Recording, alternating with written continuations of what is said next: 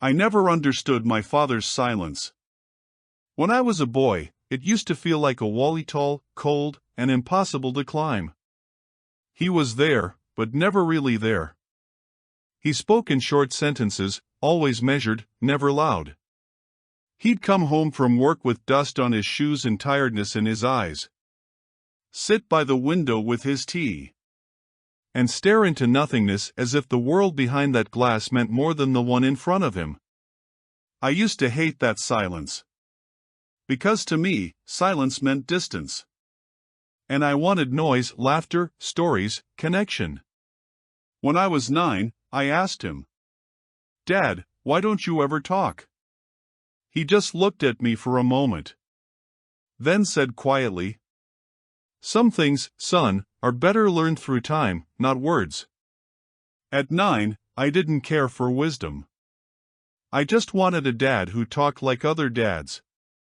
One who'd play catch, tell stories, shout at the TV during football. But mine? He just smiled, nodded, and went back to his thoughts. So I stopped asking. And over the years, that silence between us grew like a shadow that followed everywhere I went. By the time I turned 22, I'd learned how to fill that silence with my own noise. Music, friends, late-night arguments. Anything to drown out the quiet echo of home. I left for the city right after graduation. I told him I'd call often. I didn't. He didn't complain. He just said, "Take care of your shoes, son. They'll carry you farther than I ever could." I laughed when he said that. Shoes? Really? That was his big life advice? I didn't know what he meant then. But I never forgot the way he looked at me when he said it. Like there was something heavy behind his eyes that words couldn't carry. The city was everything he wasn't. Loud, fast, full of ambition. And I loved it. I built my life there, job, friends, endless noise. Years passed. I called him less and less. Until one evening, my phone rang. It was my neighbor back home. Her voice was soft, hesitant. "Your father's been taken to the hospital," she said. "Heart complications. You should come." The drive home felt longer than ever. Every mile was filled with things I'd never said. By the time I reached the hospital, the nurse told me he was asleep. I sat beside him, watching the rise and fall of his chest. His hands were rough, calloused from years of labor. And beside his bed, neatly placed, were his old brown shoes. The same pair he'd worn almost every day of my childhood. They were cracked at the edges. The soles worn thin. But polished, clean, cared for. I don't know why, but I picked them up. They were heavier than I expected. Like they carried the weight of a life I'd never really seen. I stared at those shoes for a long time. Then the nurse said, "He used to talk about you a lot. Always said, 'My boy's walking his own road now.'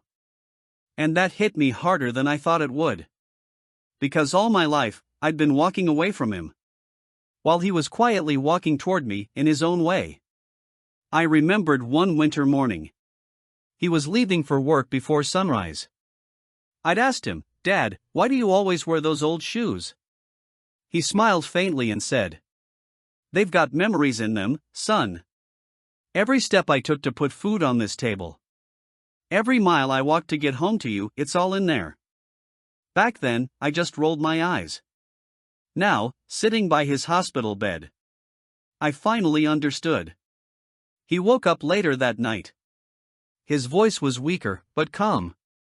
He looked at me, surprised, maybe even proud.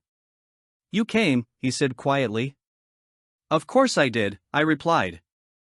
"I had to see if your shoes finally gave up." He laughed, the softest laugh I'd heard in years. For the next few minutes, we just sat there, talking like we'd never done before. He told me stories, not about wisdom or lessons, but about simple things. How he used to count stars while walking home. How he'd hide my school gifts under the couch because surprises made him happy. And how he stayed silent not because he didn't care, but because words often failed him.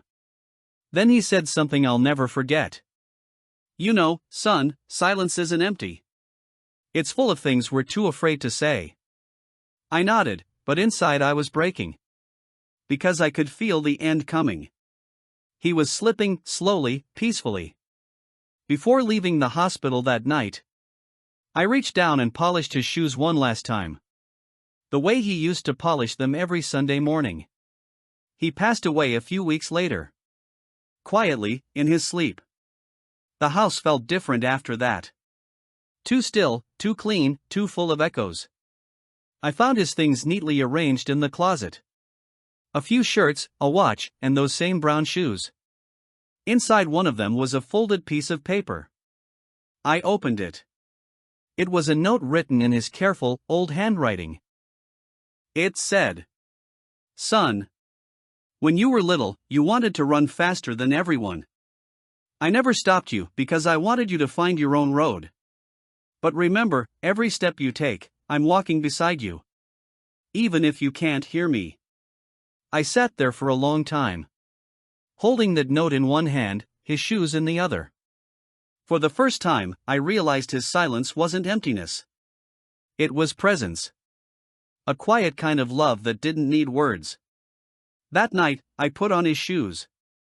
They were a size too big. But somehow, they felt right.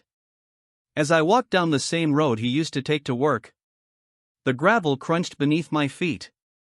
And the weight of those shoes carried something sacred. Every sacrifice, every unsaid "I love you."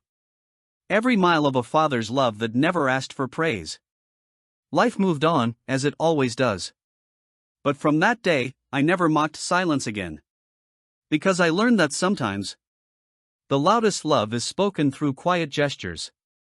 Through showing up, not speaking out. Now, years later, I keep those shoes by my desk. They remind me to walk carefully. To be patient, to listen. To love quietly but fully. Whenever I have a son of my own someday, I'll tell him the story of a man who spoke little, but loved louder than any words could ever say. And I'll tell him, "Son, take care of your shoes. They'll carry more than your steps, they'll carry your story." Every now and then, I take a long walk at sunset, wearing those old shoes. They creak with age. But each sound feels like my father's whisper.